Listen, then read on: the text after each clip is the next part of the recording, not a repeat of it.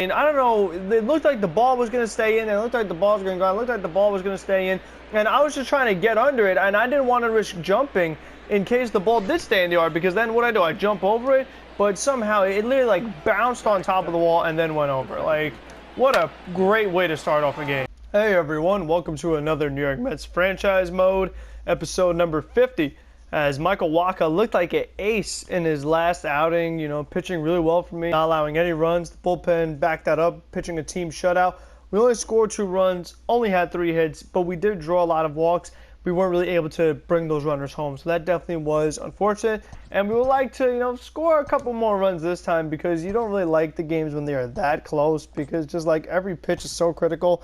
And I've said that before. I mean, once you're playing on this kind of difficulty, the room for error is so small that, like, if you make a mistake, the game could be over just like that, based off a 2-run homer or whatever happens. And there's just so many crazy elements to take into consideration when you are playing on these higher difficulties. Just going to give JD the day off, he's getting a little tired. I have some lefties coming up in the next series against the Atlanta Braves. So I do think that this is the line to roll with, and let's hop right into it. Rams 1-2, fouled off, so Starling Marte. Give me a really tough at-bat here in the first at-bat of the game. Not exactly what I want. Do not want long at-bats. He fouls off another one. Try another one, too. And there's a hanging slider driven out to deep left center. Riznik is there. That one, oh my God, is that gone? You got to be kidding me. I mean, he fought off so many tough pitches. He makes contact on a pitch pretty much in the dirt. And then I missed my timing one time on the slider, and boom, it's a home run. I mean, I don't know. It looked like the ball was going to stay in. It looked like the ball was going to go. It looked like the ball was going to stay in. And I was just trying to get under it, and I didn't want to risk jumping in case the ball did stay in the yard, because then what I jump over it, but somehow it literally like bounced on top of the wall and then went over. Like, what a great way to start off a game. Can I rob this foul ball? Get out of the way, fans. No, Nimmo's not tall enough, and the ball's too high. There goes Marte for second. That one is popped up. And Robbie Cano makes the catch. And that's a double play. Wow, we doubled him off. I didn't even realize it. That's not something you normally see, a line drive like that. It wasn't really a line drive. It was like a pop-up line drive that ends up being a nice double play for us to end the inning. Okay, I'll take it. Now I got to do something on offense. McNeil drives that one out to right center field. Perfect. And that one's off the wall. So a nice leadoff double by McNeil to try to get us started. Nimmo goes up the middle. That one bounces off the bag. And wow, that's going to keep the ball in the infield. Wow, that should have been a run. If that ball went to center field, I was sending McNeil. Wow, what a weird game this has been so far between the pop-up slash line drive. Now this ball's going off the top of the wall. What a wild first inning we got here. No, he's not. Oh, no, don't do this. No, come on. I swung that ball forward twice. I hit into a double play when the run should have scored if the ball didn't just bounce off the bag and pop up into the air. I mean, what kind of physics is that? Oh, Eduardo Escobar is too good, man. He hits everything. He had so many home runs against me. I mean, Eduardo Escobar is a good hitter. Don't get me wrong, but geez Louise. It's like this game right here, all you could do is throw a fastball. If you throw a changeup or a slider or a curveball for a strike over the middle, it's gone every time. Like, all I could do is throw fastballs. That's it. Oh, come on. DeGrom is like the worst pitcher in the league, right? Is that what we're going for here? I mean, I put that pitch on the outside corner. He just goes right with it. These guys couldn't touch Michael Wacha, but they're all over DeGrom. I mean, seriously? Are you kidding me? Conforto gets a changeup over the middle, drives it out to left field, late okay for a double, of course. I mean, if Conforto was up and had all those base runners on, it should have been the bases loaded and nobody out and 1 run home, basically. Ramos flips that one out into right field, good okay. No, Rosario, can I get a blue, please? Fair ball? All right, I'll take it, Grand Rule double. I was waiting for that curveball. Nimmo drives it out to right center field. That's going to be a double. I mean, he's been getting me with that curveball all game so far. I was waiting for it. That's been his real put-away pitch. He finally hung one. I mean, every curveball has looked down the middle and ends up in the dirt. That one looked down the middle and stayed down the middle. So I was actually able to hit it. Alonso drives it out to center. Good squared up. I mean, look at this. reaching back at the wall to bring it back in the ballpark. You gotta be kidding me. That should have been gone. I mean, I know I could hit only so many homers with Alonso, but I mean, I've definitely had worse PCIs and still gone yard. The fact that I squared that one up, that's rough. Cano, give me a bloop. Come on, let's go. That one falls through. That's a good. I mean, the exit velocity didn't look great. It looked like it was just going to be a little shallow hit, but gets one in the gap for an RBI double for Robbie Cano. I mean, he's like, here we go, finally. And I've been struggling with Robbie. Not really getting the ball to jump off his bat. It didn't even have much of a sound to it.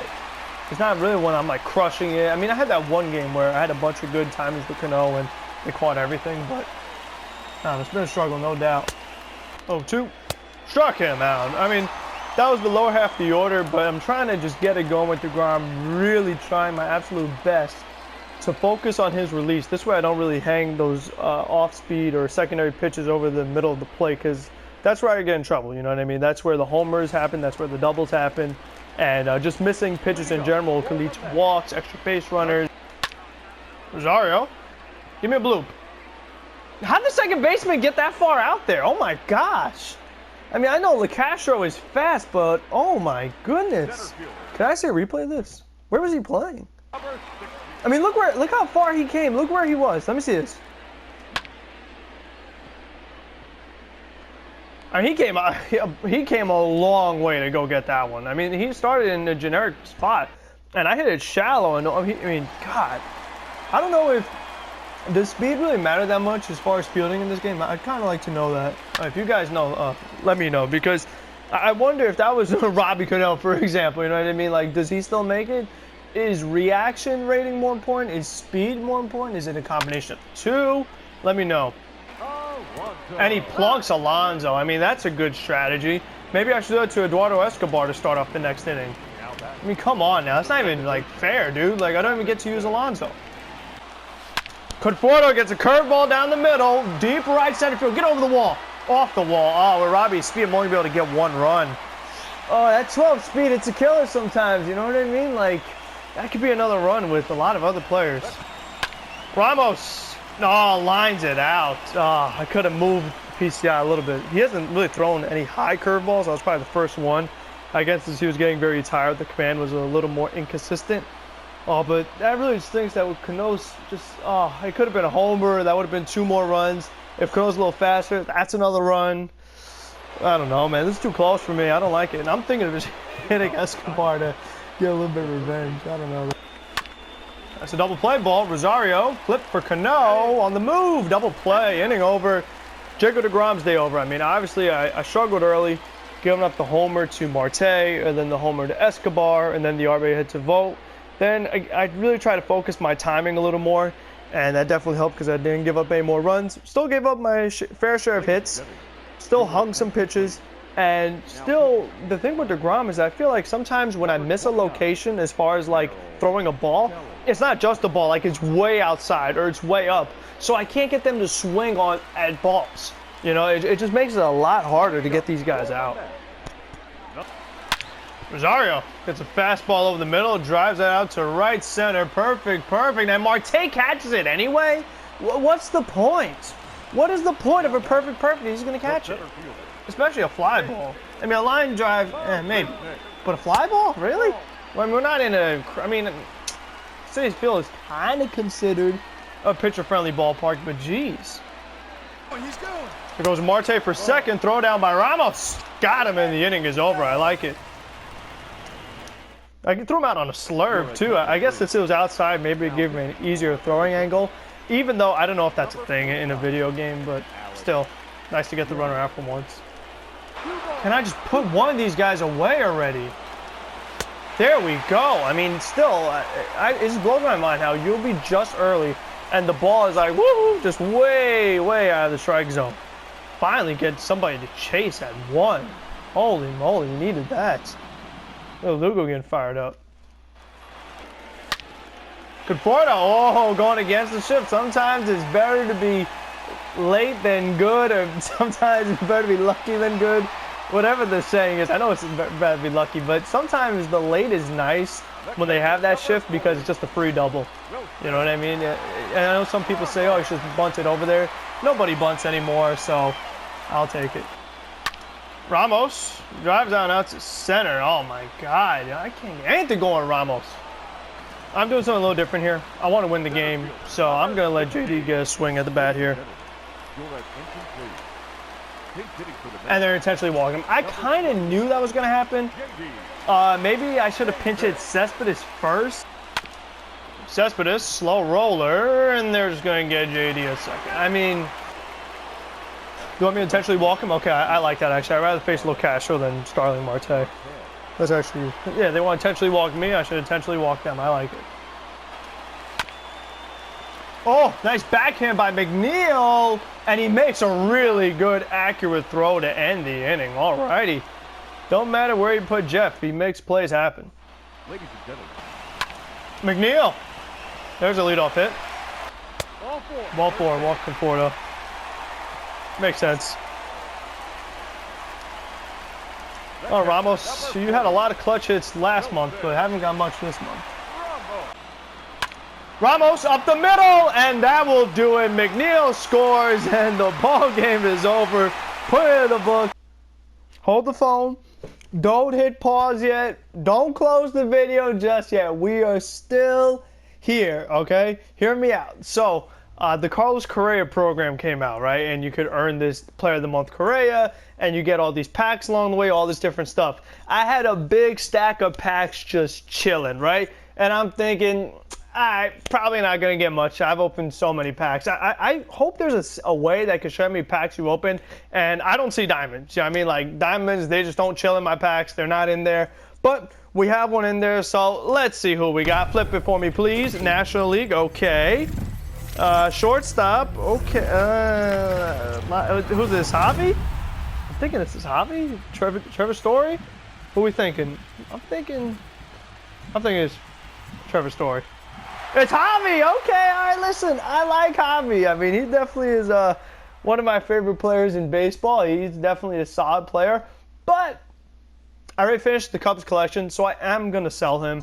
If you guys wanted to see like more of my just regular pack openings or just me doing the Carlos Correa challenges and talking about the program and me raging and getting excited, all that stuff, let me know. I mean, we could do that. It's just a simple press of the record button and then edit a little bit, because it's not like I'm doing something different from what I'm normally doing. I'm not really going out of my way. But I guess now the video is over, so let's just go back to the outro. See you guys later. A walk-off single from Wilson Ramos. That was big right there because Michael Conforto hit 3 doubles in this game. So 3 different times Conforto was in scoring position and Ramos had an opportunity to drive him in.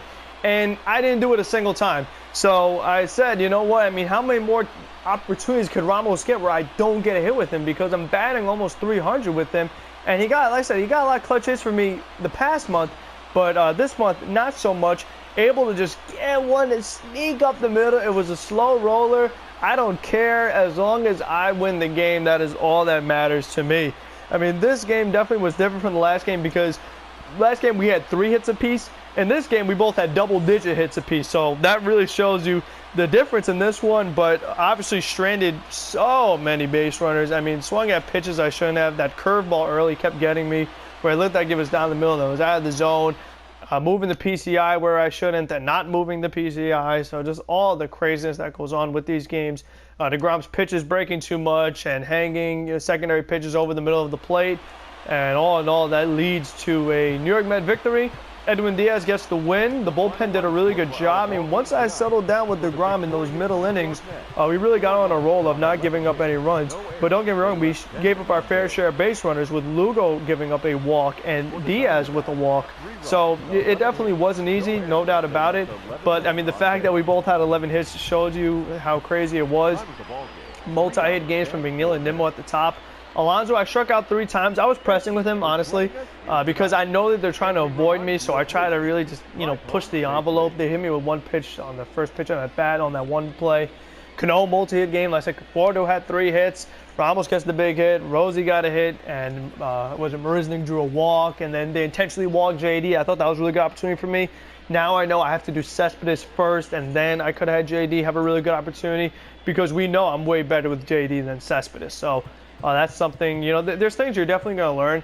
I mean, when you play in the higher difficulty and you're in different scenarios, you kind of got to learn and try to remember, you know, what happened the last time I was in this situation, and kind of just know how the computer works.